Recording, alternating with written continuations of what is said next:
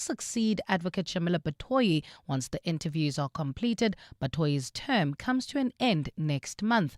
Gubai says the DA has threatened to now approach the courts if the process continues to go ahead. The letter is dated the 7th, but was received by us as the panel today, so we had to reflect on it. I will not go into detail because we do believe that this is self-inflicted agency. Slain Alexandra Taxi Association chairperson Vusi Mayaba has been described as a leader who left a meaningful impact on the industry. Mayaba is being remembered at a memorial service being held today in Sandton.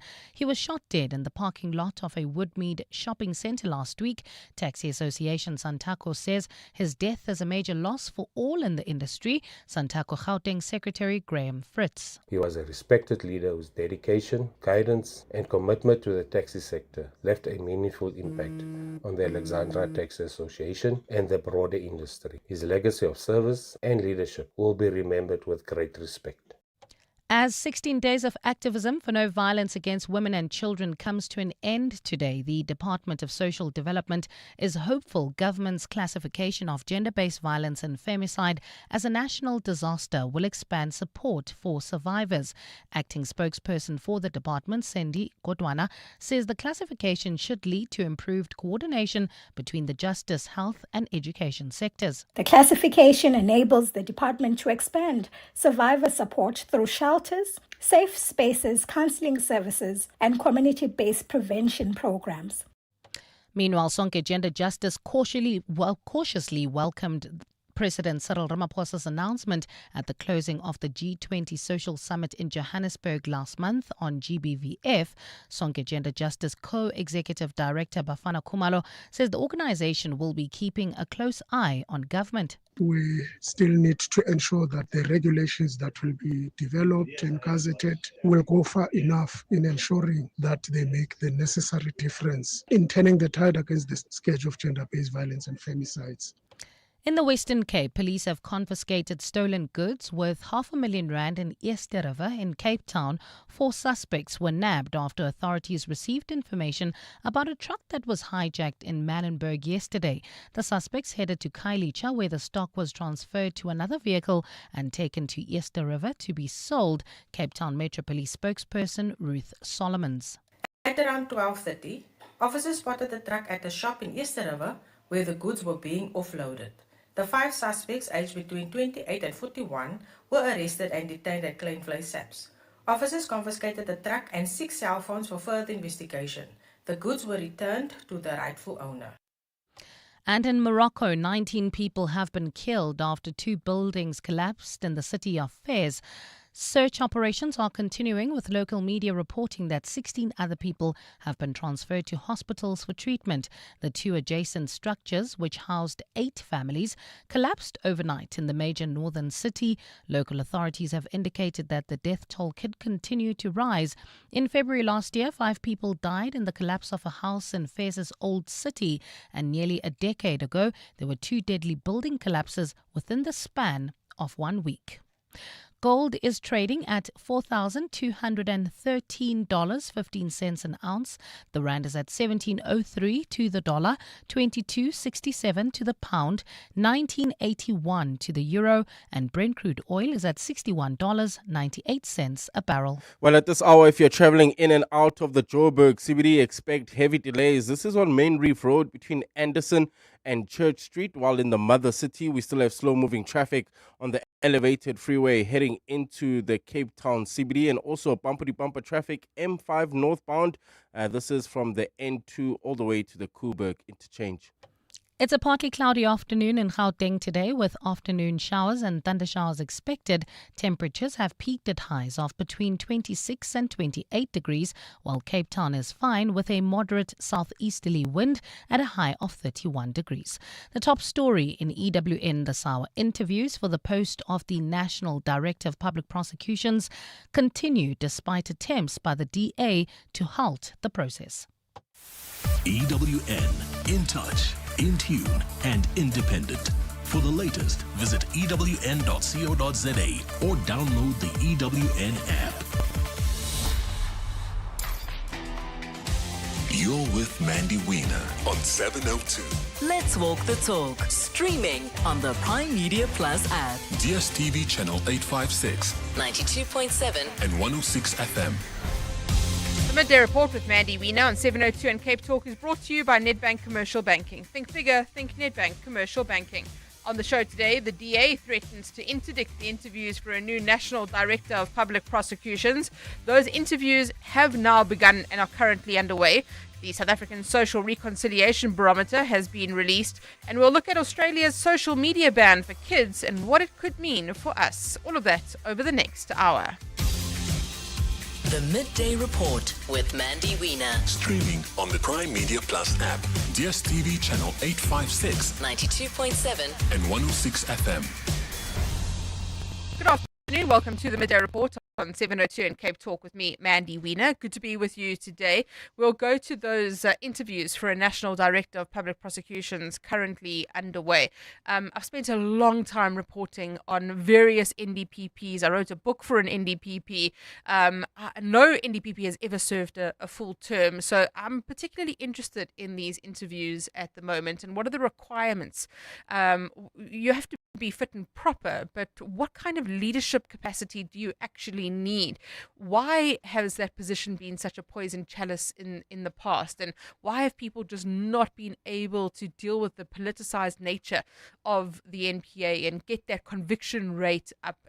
Of course, what people often forget is that one of the main jobs of the NPA is to run the entire organization, and that means ensuring that prosecutors at courts across the country are doing their jobs properly. It's not just about high profile cases and state capture cases.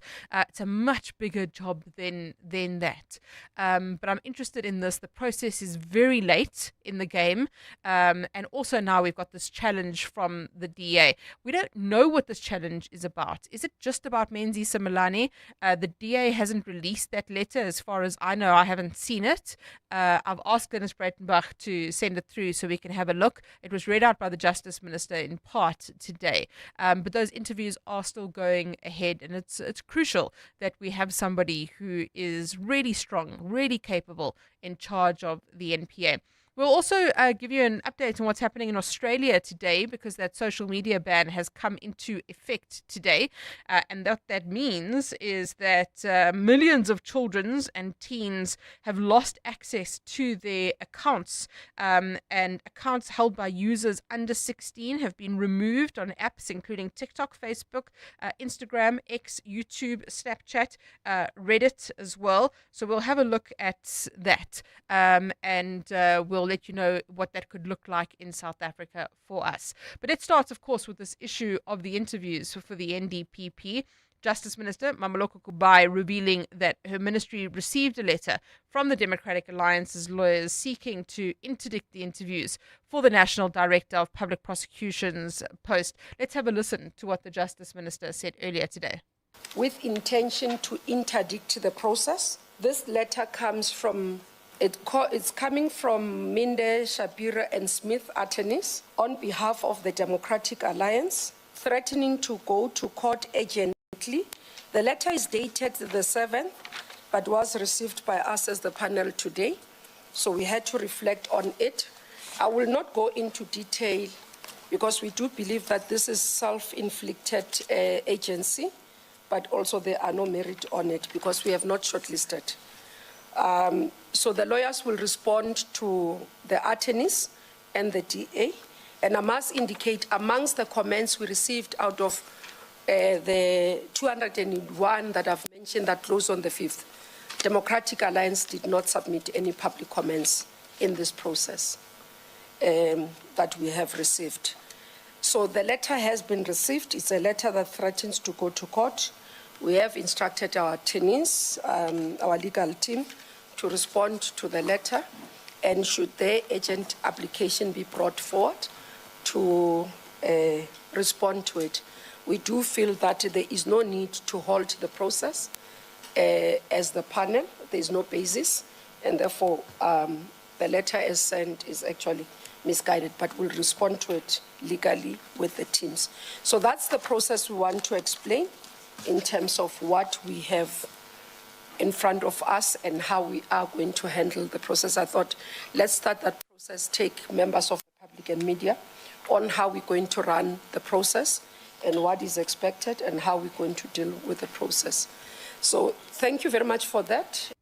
Justice Minister Mameloko Kubai reading out part of that letter earlier today.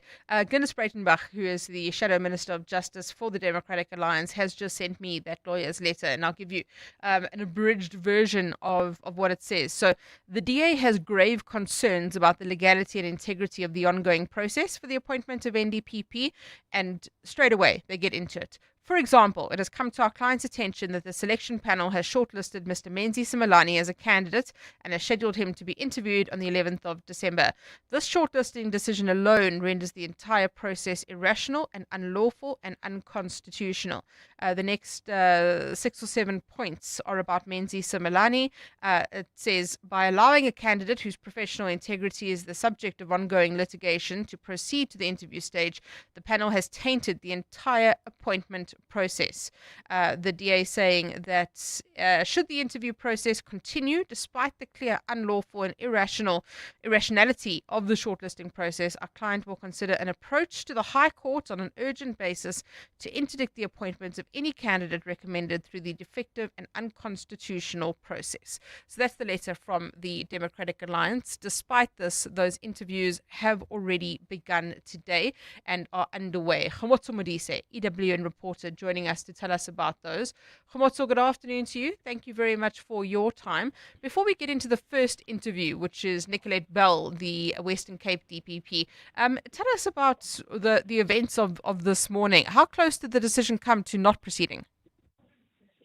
Well, there was no indication at any point, Mandy, that that letter from the DA's lawyers would stop proceedings here or the interviews from beginning. In fact, we heard from Minister Mameloko Kubai that they are going to be continuing, and they're saying that the DA is rather misguided about this process.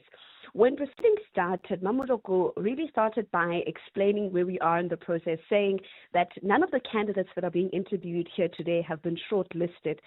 She says they're merely interviewing candidates who meet the minimum requirements. And she says from those candidates, then they will then shortlist and come up with a list that will then be sent to the president with recommendations, and he will be given an opportunity to apply his mind. And so she says from that point already the DA is misguided, misinformed, and so they're saying that the case, the DA's case that they're threatening to take to court has no merit. And so there was no indication at any point that this panel, the advisory panel that's been put together here, would not proceed with its work. And that's why now we're already at the point where we're hearing interviews right here in Pretoria. So the first candidate that is being interviewed is Nicolette Bell. She's the Western Cape Director of Public Prosecutions.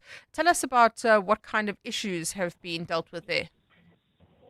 Well, the interview of Advocate Bell is really based on her experience in the Western Cape, but also a question that they've spent a lot of time on right here during her interview is what she would do differently. She recognizes the challenges that are experienced by the NPA, but the panel really insists that she should give an indication of what strategy she's going to be applying to improve the position of the NPA. Commissioners really here highlighting the public perception of the NPA. And they've asked her what are the first few things that she's going to do, because South Africans want to see the organization improve almost immediately. And that's a question that she spent a lot of time answering with the panel, not really happy with the answers that she's been giving.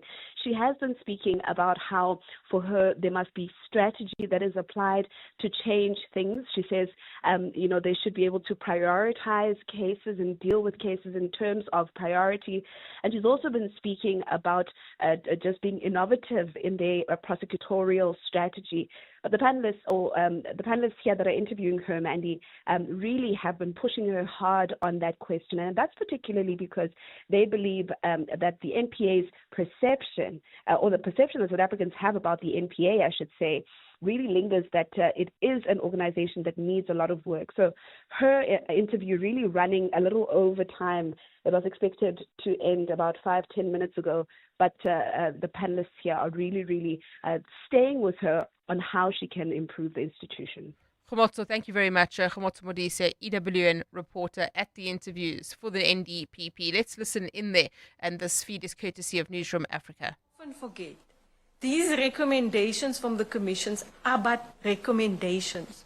It has to be investigated. It has to be credible, admissible evidence before court, before we can take it to court. And the pockets of these suspects are usually deep. They come up with Stalingrad tactics where we need to change. That's why I talked about agility and flexibility. We need to be on top of it, change our prosecution plan, have the best of the best. The IDEC should be the center of excellence in the NPA. And that would be where I would drive, making the IDEC fully insulated, independent, and operational, as well as all the other forums where corruption matters are heard. There must be a clear plan how we're going to deal with those matters. And we must have, and there's the skills enhancement, the training has now commenced for our prosecutors to deal with cybercrime, money laundering, having the necessary technology available. We must be able to keep pace with the modern challenges that crime, especially commercial crime, has confronted us with. Thanks. Given the big institution the NPA is, you now sit at the top and you have all this hierarchical flow of the institution itself. You are currently the head in the Western Cape. There is the head in Limpopo, Mpumalanga, and all over the places. How do you see yourself making sure that there is some kind of a uniform way of working throughout all these hierarchical layers of the NPA, because it can easily create a conflict. That is why the prosecution policy of the NPA is key. It creates a standard of how prosecution decisions are made. That is where you have that standard, the norm. If you are arrested for drunken driving in the Western Cape, the same processes must be followed in Gauteng as well, where we have a standard. If there's a zero tolerance towards withdrawing domestic violence cases, it must be replicated across the country. Advocate Nicolette Bell being interviewed there by the panel for the position of National Director of Public Prosecutions. Well, the Centre for Development and Enterprise has called on that panel that has been appointed by the President to rigorously interrogate the 6 shortlisted candidates. That's happening at the moment. Is it rigorous enough? Anne Bernstein is the Executive Director at the CDE and joins us now. And good afternoon to you. Thank you very much for your time. Why, and I mean, we know, but just remind us, why is this so important that we get the right person for the job of NDPP? Hello. Anne, are you with us? I'm with you, yes. There we Hello. go. There we go. We can hear you. Hi. Hi, Mandy. Why is this position of NDPP so important? Well, as we can see with the Mdlanga Commission, our criminal justice system is in deep, deep trouble. And at the heart of all of this is the rule of law, which is fundamental for our society to protect human rights and for economic growth reasons. This is a key institution, the prosecution service, and the fact is that since the Zondo Commission, maybe before, when it comes to grand corruption cases, the NPA has been singularly unsuccessful. And so that is the key issue facing the country. Will we get a new NDPP who is willing to take on the most powerful people in the country, if necessary, who will fight for the integrity of this organization, and who has the management experience and leadership capability to make the NPA the highly effective, excellent organization the country desperately needs? You make the point that it a delay is preferable to appointing the wrong person. We have seen interviews commence this morning. There is the potential threat of an interdict from the DA. They're raising concerns about the integrity of the process. What is your argument? Because there is a concern that Shamila Batoy's tenure comes to an end at the end of January. Well, CD has been making the case for a process, the right process, since the beginning of the year because of Shamila Batoy's having to go in January. And we were arguing for the right kind of panel. So we're not happy with this panel that the president has appointed. We don't think it has, it's not a comment on the individuals, but it doesn't represent the judiciary at all, the legal profession as a whole. There's nobody from business or a senior civil service or retired civil servant with management experience. We wanted a different panel. We then get 6 people shortlisted where it is really hard to understand on what possible rational basis the panel concluded that Mr. Simelane, after his sorry history, could be a credible candidate. So what are the criteria they're using? And we are saying if you can't find a person of excellence with the capacity the country needs, rather delay and deal with the consequences of that than appoint the wrong person. We've had many people appointed to the NDPP position over the last 20 years that were clearly the wrong people. So delay is preferable, in our view, if there isn't anybody who meets the real criteria that South Africa needs and the NPA needs. And thank you so much for your thoughts. Anne Bernstein is the Executive Director at the Centre for Development and Enterprise, saying that there must be a rigorous process to interview these candidates. So just a reminder, Nicolette Bell is currently being interviewed, then Hermione Cronje, Andrea Johnson, Xolisile Kanile from the FIC, Adrian Mop, and then Menzi Simelane, who of course is the controversial one. But let's see if those interviews proceed. The DA has given an indication that it will go to court to seek an urgent interdict to stop these interviews from going ahead. So let's see what happens over the next little while. The Midday Report with Mandy Wiener is brought to you by Nedbank Commercial Banking. See money differently.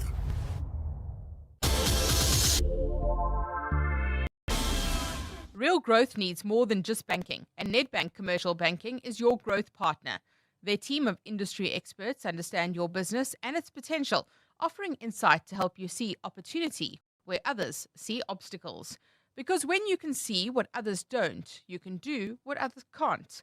Think bigger. Think Nedbank Commercial Banking. See money differently. Nedbank is a licensed FSP and registered credit provider.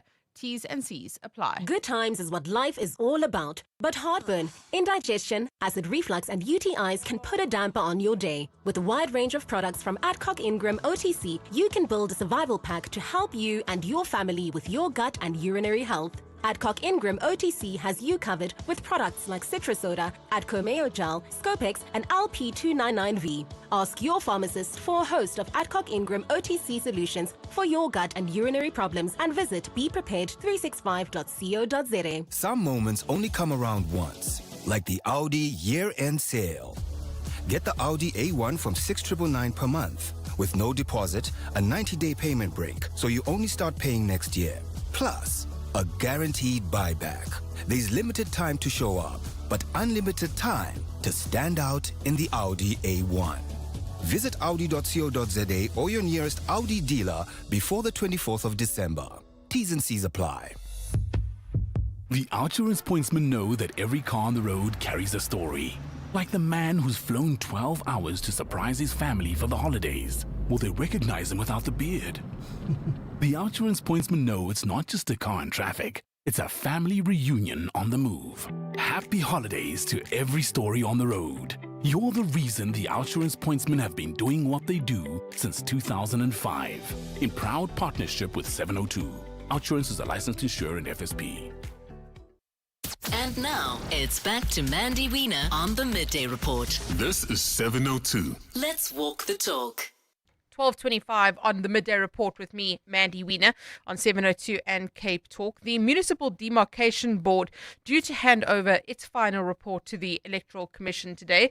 Let's find out what that's about with Tabiso Goba, EWN reporter. Tabiso, good afternoon to you. Tell us about this final report. What has the Municipal Demarcation Board been looking at? Good afternoon, Mandy. So every 5 years, Mandy, the Municipal Demarcation Board has to relook at all the wards and municipalities in the country. They do this after prior to every local government election. So obviously we do know that municipal boundary lines, but also ward boundary lines, they change for a number of reasons. If you look at KZN, remember there's been a number of disasters, those flood disasters that have happened, and they've caused a lot of boundary line changes, but also migration in terms of people moving from one migration to the other. So that's kinds of the things that the Municipal Demarcation Board has to sort of consider every time they have to go through this process. Now, what I will tell you that, Mandy, we just got the stats now, so I'm going to go through the stats as I'm going through the stats the first time as I'm speaking to you. But what we have been told is that there's a total of 4,427 wards in South Africa. But this is not the full number. There are some wards in KZN that are still being contested in courts. So, but that's a few. That's just maybe a few wards that they're still contesting. So far, in terms of the local government elections, 4,427 wards will be contested in the upcoming elections. But also interesting, and this is very interesting, Mandy. We are going to have a new municipality. We're going to have a new municipality in the Free State. It's going to be called the Tokoraji municipality, and this municipality will only be created next year after the government elections. So the reason that the MDB, the Municipal Demarcation Board, took a decision to create a new municipality is that this area in the Free State was very vast, and there was an issue in terms of service delivery to a vast area of land. So the Municipal Demarcation Board found that it would be in the interest of the residents to just create two municipalities, but obviously that is going to have financial implications, but also electoral implications. That's why the Municipal Demarcation Board works in consultation with the Minister of Finance, but also works in consultation with the IEC in terms of when it creates a new municipality. Obviously, then you're going to have new councillors, new government, and all that kinds of stuff. Now, lastly, Ms. Mandy, in terms of the election date, the Minister of COGTA, Mr. Velenkosini Tlhabisa, was here and he spoke around. We do know that it's the COGTA Minister who has the sole prerogative of determining an election date, and he spoke around the difficulties of that election date, and this is what he had to say. You will all agree, elections taking place in November has a great potential of disrupting examinations. Elections taking in December will be difficult. Elections taking place in January, political parties will become Father Christmas when they do door-to-door elections. Now, it's a difficult time upon which a date must be considered. That is why I indicated all the departments involved with which we are doing the consultation to ensure that we arrive on a date that will not be a difficult one from any sector of our community. I hope, and also the discussion we have just held in this morning, that going forward in 2031, we will need to begin an engagement to find a way of moving the elections around this season because it is just not conducive in any way. Velenkosini Tlhabisa, the Minister of Local Government at COGTA, at that briefing today, the Municipal Demarcation Board handing over its final report to the Electoral Commission. So issues there. A new municipality, very interesting. I can already hear you saying, more opportunity for plunder. But if that area is vast, it may explain why. And then issues around Do we have issues of gerrymandering in this country? I know in the US it's a very, very big thing. I remember when I learned the word gerrymandering, I was like, what a great word. You know, when borders are manipulated in order to have an impact. I know that there were issues a lot previously with the ANC when David Mabuza was the ANC leader in Mpumalanga, with creating wards for the ANC. But is that a big issue in South Africa? Just remind me if we've come across anything like that before.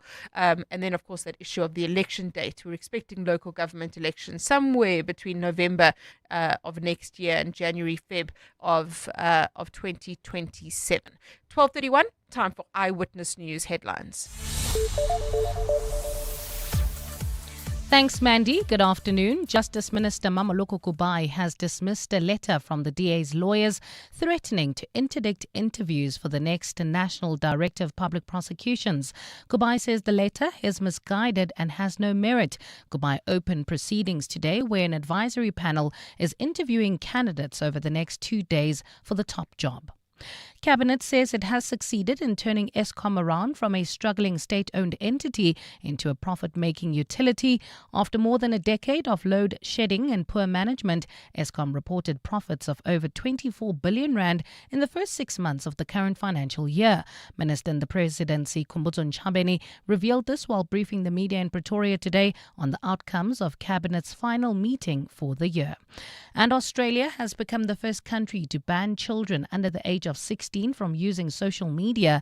The legislation came into effect today, with 10 of the biggest social media platforms being ordered to implement the ban or face fines of up to 49 million Australian dollars. Those are the headlines. This EWN and more at 1 or as it happens. EWN Sport.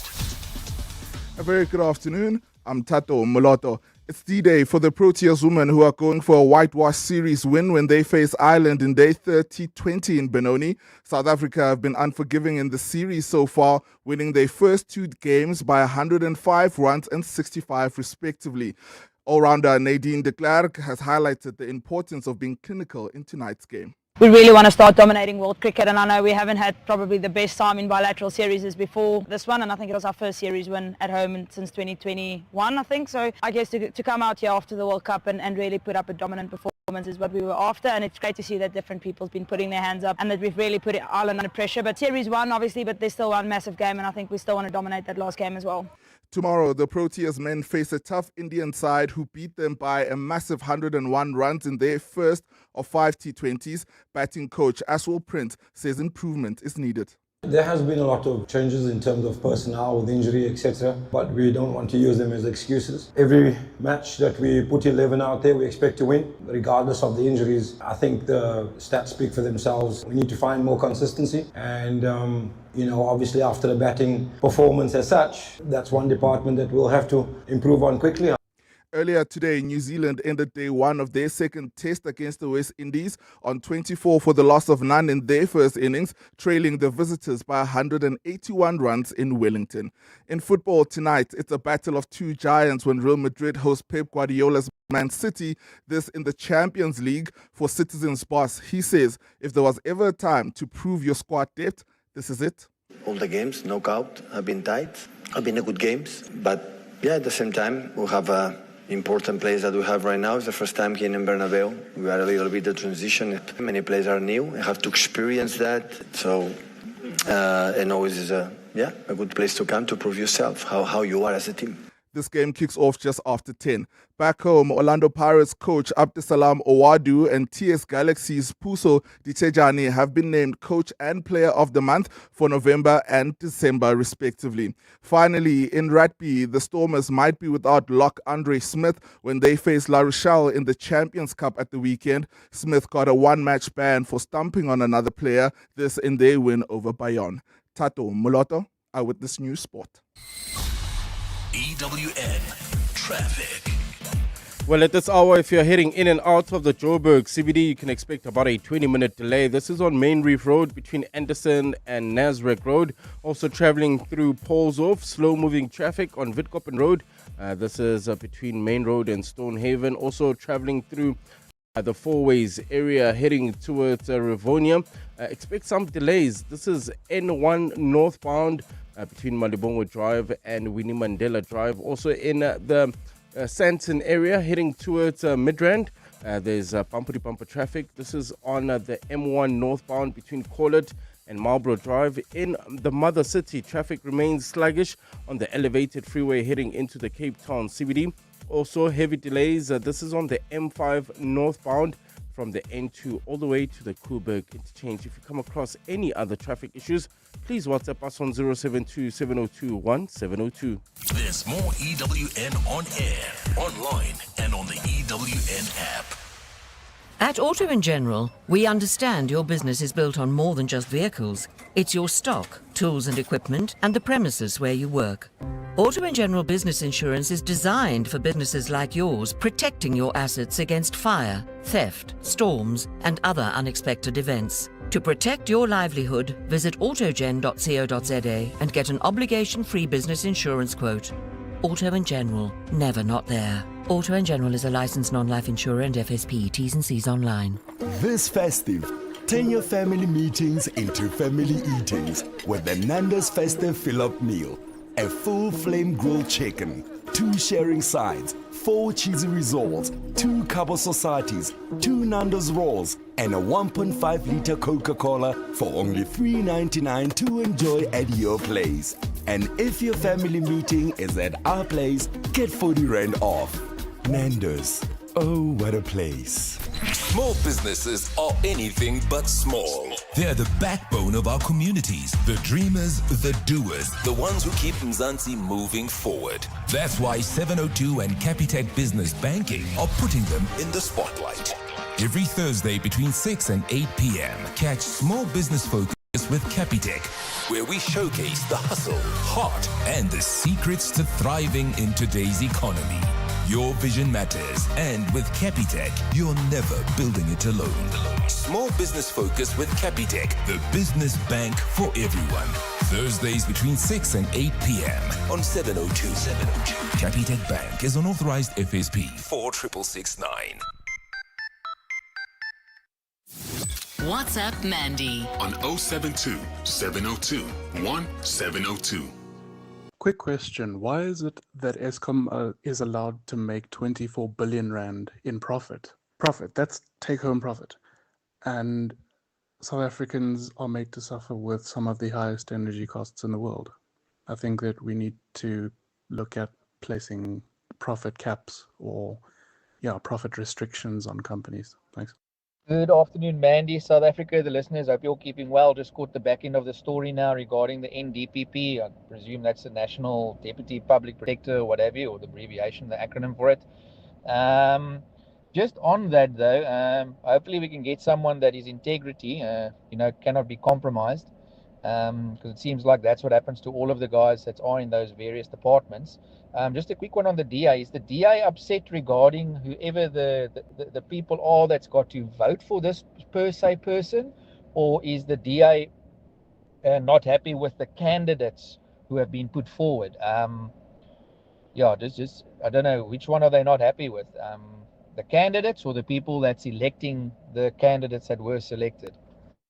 Thank you very much. So a very good question. If you missed the start of the show, I will recap what it says in the DA's letter to the Justice Minister and to the advisory panel for the selection of the NDPP. Now, if you were listening to Anne Bernstein earlier, she said they're not happy with how this panel is constituted. There have been problems with the constitution of this panel, and that is an issue. But if you listen to the letter, the DA says that it has grave concerns about the legality and integrity of the process for the appointment of NDPP. For example, it has come to the client's attention that the selection panel has shortlisted Menzi Simelane. The big issue for the DA is the fact that Menzi Simelane is a candidate. And if Menzi Simelane can be a candidate, what is the criteria? What is the process? The entire process is thus questionable. So the panel's decision to shortlist him in the face of even more serious pending proceedings directly undermines the Constitutional Court judgment and exposes the current process to the same Constitutional Court defect. And that makes perfect sense. So should they continue? And I think the other question that I think we need to consider, and this is something I often think about when a new National Police Commissioner is appointed, is do we want somebody who comes from inside the NPA to become the NDPP, or do we want somebody external? Remember there was that guy, he was an attorney who was there for like a day. He was there for like a year as the NDPP. I can't remember his name offhand. Or do we want somebody who comes from within the NPA, but then they understand the processes and how it works, but do they come with baggage? So somebody like Andrea Johnson, somebody like Nicolette Bell, who is the Western Cape DPP. Or do we want somebody who is like Shumila Batoy, who was out of the NPA for a long time? I think these are some of the questions that we really need to consider. Do you want somebody like Ria Piecha, who was a businesswoman, or George Fivers, who was a businessman, who comes from within the police rather, do you want somebody like that to be a National Police Commissioner or an NDPP? What are your thoughts on that? I'd love to hear your voice notes. The Midday Report with Mandy Wiener on 702 and Cape Talk is brought to you by Nedbank Commercial Banking. See money differently. The Minister and the President, Khumbudzo Ntshavheni, has been briefing the media on the outcomes of the cabinet meeting that was held on Friday, the 5th of December. So that's last Friday. Alpha Ramashwana, EWN reporter, attending that briefing. Alpha, good afternoon to you. Thank you for your time. Take us through some of the decisions of the cabinet. Good afternoon, Mandy. Really, cabinet has been reflecting on the year that has been 2025, really saying that in this year they've made significant progress, according to them, to revive some of the state-owned entities that have been struggling for many, many years, as well as taking stock on improvements in addressing the unemployment crisis. They mentioned that Eskom right now remains one of the state-owned entities that has been performing really well. As you would know, Eskom recorded 24 billion rand in profit in the first 6 months of the current financial year. Mind you, it's not an annual profit, but just 6 months of the current financial year, about 24 billion rand. And they're saying that this is because of their turnaround strategy, where they are improving operational efficiency at Eskom and ensuring that revenue is collected for electricity. So while Eskom is making profit now, they do acknowledge that it could be at the detriment and at the cost of the taxpayer. I mean, electricity has become more and more expensive over the past few years, but they do say that after 8 years, it's finally sort of a breath of fresh air for Eskom to record profit once again. Also saying that there've only been 4 days of load shedding this year, and that just shows how Eskom is beginning to work again and it's returning to its former glory. Of course, they say that we'd remember that in the last quarter, unemployment decreased, and saying that government has been making strides in improving employment in the mining sector, ensuring that the mining sector is fit to continue employing people. So they do believe that they're going to be making more progress in the year 2026 when it comes to reviving these state-owned entities and addressing the unemployment crisis. Let's take a listen to what else the Minister and the Presidency, Khumbudzo Ntshavheni, had to say. South Africa's economy remains on positive momentum with GDP and employment growth. Cabinet welcomed the positive momentum in the economy as indicated by the third quarter GDP figures that were released by Statistics South Africa. The GDP grew by 0.5% in the period July to September 2025, marking the fourth consecutive quarter of expansion, driven by strong performances in mining, agriculture, and services, and contributions from finance, government services, and manufacturing. The GDP growth in the third quarter of 2025 was accompanied by an increase in employment, which increased by 248,000 jobs, and a decrease in unemployed people by 360,000 people, as announced in the quarterly labor force survey, quarter 3. Minister in the Presidency, Khumbudzo Ntshavheni, speaking there about the GDP figures, South Africa's economic performance. Many would argue that our economic position has stabilized in South Africa, our debt to GDP ratio declining. What are your thoughts on how the economy has shaped up over the past year? Do you think that's putting a gloss on it, the way that it's been described there by a cabinet? What are your thoughts on that? The Midday Report with Mandy Wiener, winner of the Best News and Actuality Show at the Telkom Radio Awards. The South African Reconciliation Barometer report has been released. It has some really interesting findings around whether or not people support the move by Afrikaners to the US, some topics around faith in government and political parties, law enforcement, your likelihood to vote in the elections next year, in terms of public institutions and how they've performed. Let's unpack this with the author of the South African Reconciliation Barometer report, Kate Lefko-Everett. Kate, good afternoon to you. Thank you very much for your time. Maybe just in brief, firstly, what do you look at in the Reconciliation Barometer? Good afternoon. Thanks so much for having me.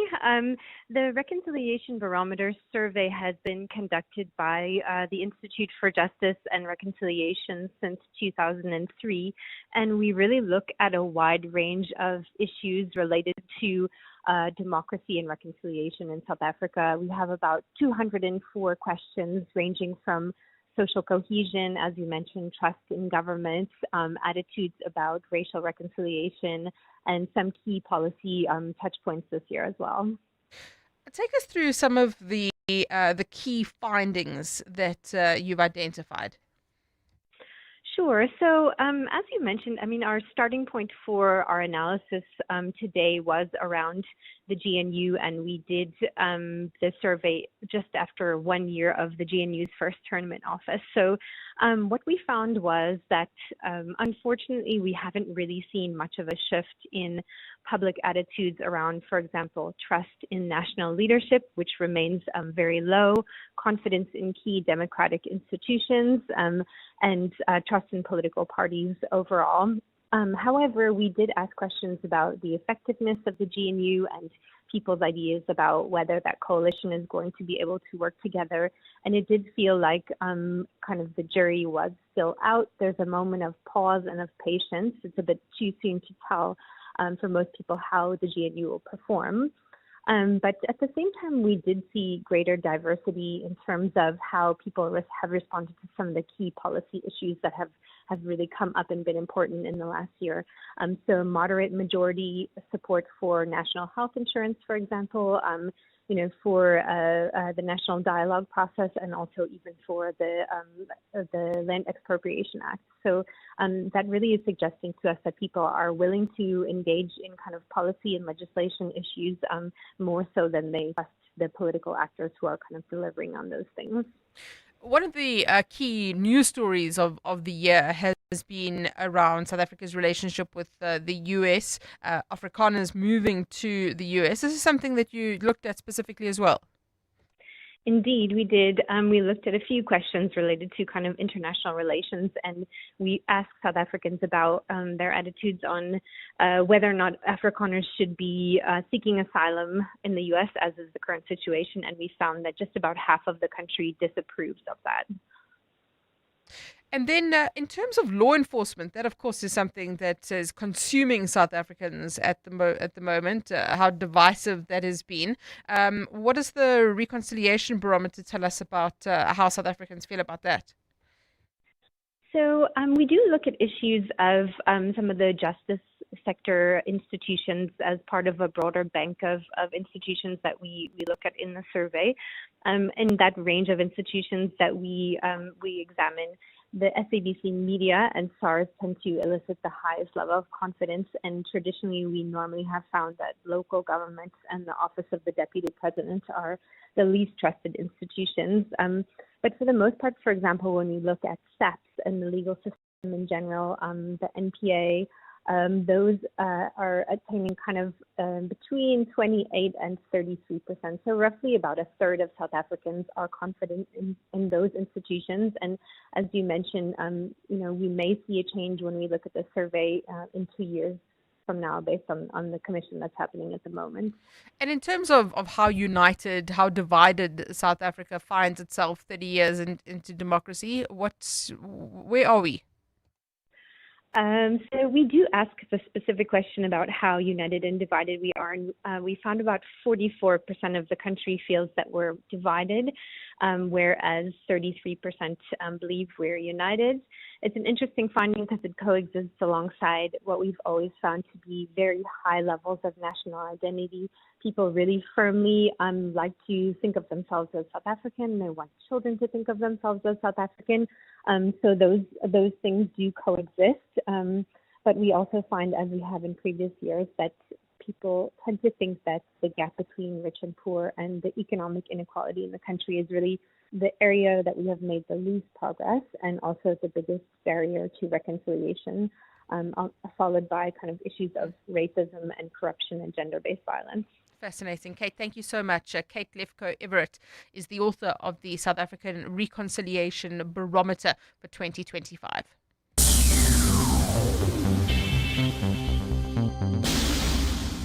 Your uncle says buy the other brand. He also still uses a Hotmail address. You do you. You do Mini. The Mini Countryman. Available from 9,899 Rand per month with Mini Select Finance. Visit mini.co.za to book your test drive. Select offer only available from Mini Financial Services, a division of BMW Financial Services South Africa Pty Limited, an authorized financial services and registered credit provider. Offer exclusively applies to the Mini Countryman. Initiation and service fee apply. Offer linked to the current prime rate. Calculated on a 10% deposit, 48 monthly installments, final GFV payment, and 80,000 kilometer contract limit. Changes to the deal and optional extras will impact finance offer. Offer valid until 31 December. Subject to stock availability. T's and C's apply. To celebrate 25 years of helping you live the Premier life, FNB Premier is giving you a chance to win a 14-day European tour experience and other cool monthly prizes. Open any FNB Premier account from September to 31 December 2025. Switch your salary, swipe or tap a minimum of 2,000 Rand per month for 3 months straight. Spend and win with FNB Premier. FNB, help changes everything. TCs and competition rules apply. FNB, a division of First Rand Bank Limited, an authorized financial services and credit provider.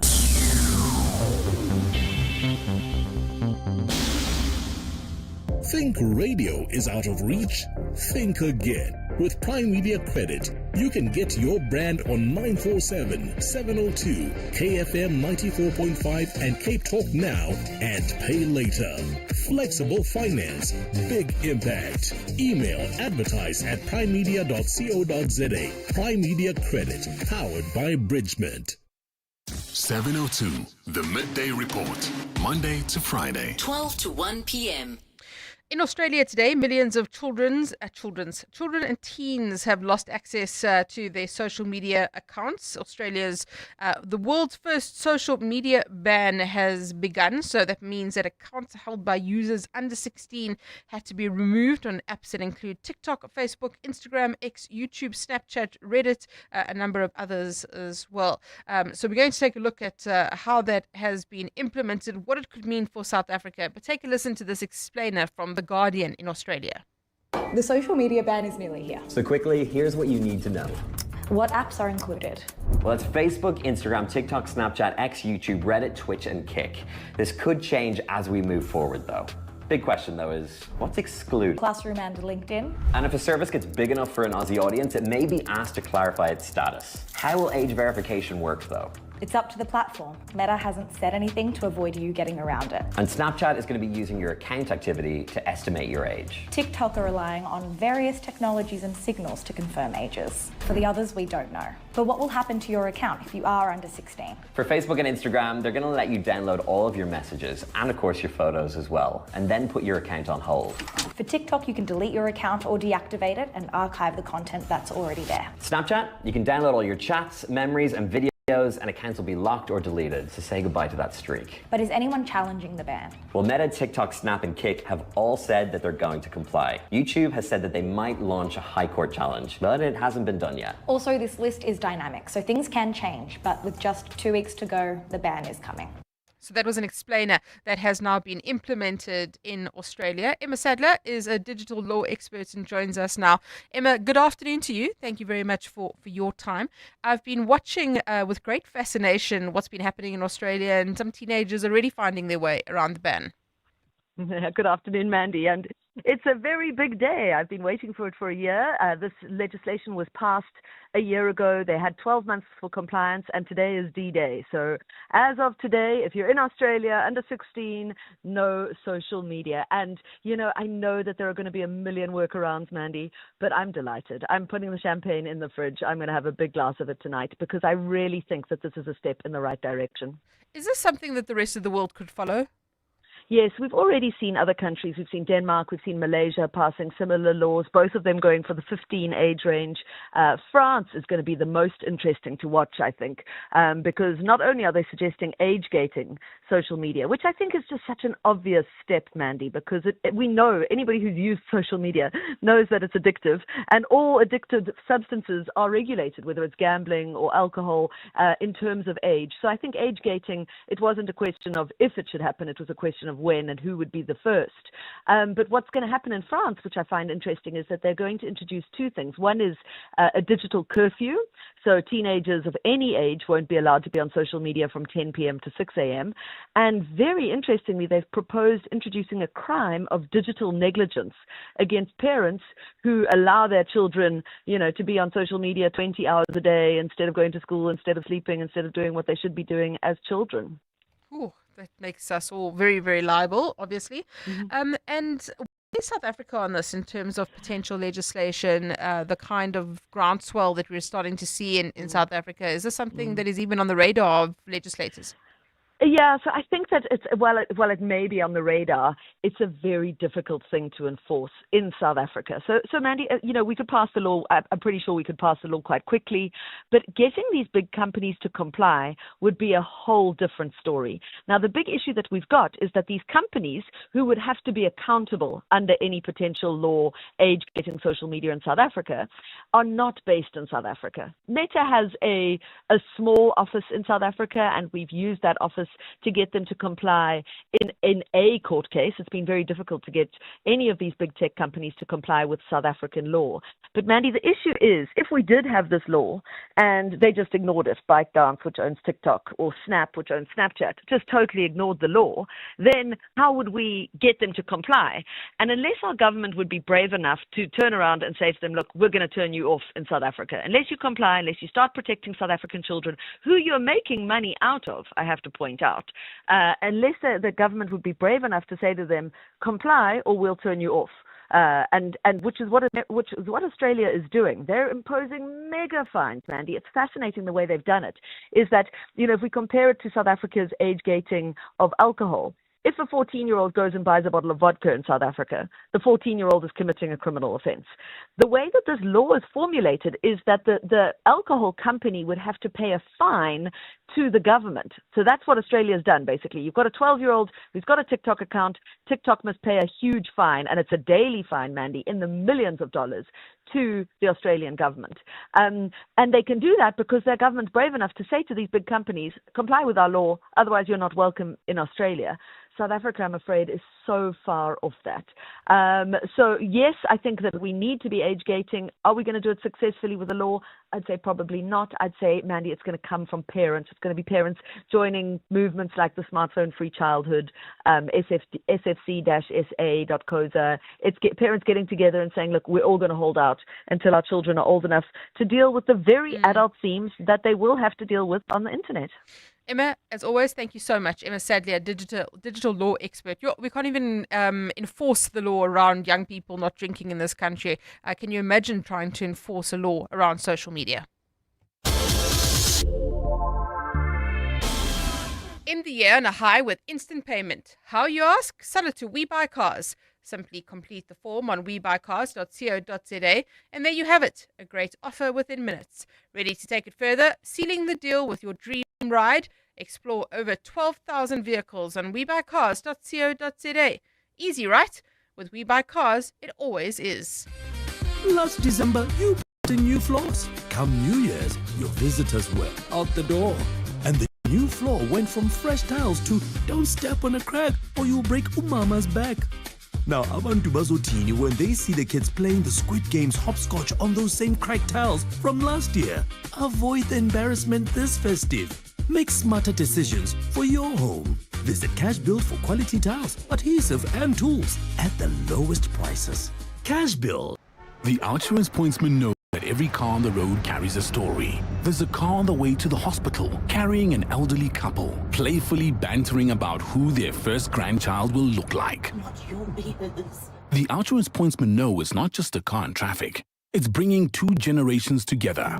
Every story is different and every story matters. That's why the Outsurance pointsmen have been doing what they do since 2005 in proud partnership with 702. Outsurance is a licensed insurer and FSP. The Midday Report. The Midday Report with Mandy Wiener on 702 and Cape Talk was brought to you by Nedbank Commercial Banking. Think bigger, think Nedbank Commercial Banking. And this Eyewitness News is brought to you by Vouch. Hassle-free insurance is possible with your Vouch advisor. Vouch SA is an authorized financial services provider. T's and C's apply. It's 1 o'clock. This is EWN. The Justice Minister dismisses legal threats by the DA and Cabinet counts Eskom turnaround as a success.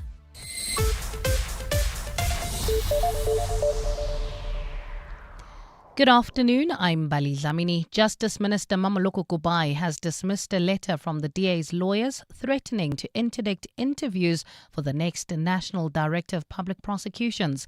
Kubai says the letter is misguided and has no merit. Kubai opened proceedings today where an advisory panel is interviewing candidates over the next 2 days for the top job. This process comes as Advocate Shamila Batoye's term comes to an end next month. Khomotso Modise reports. The DA has been vocal about its objection to the shortlisting of Advocate Menzi Smelane, who was removed from the post in 2012 after the Constitutional Court found his appointment by former President Jacob Zuma to be invalid. This morning, Justice Minister Mamoloko Kubai, who's chairing the interviews, revealed a letter from the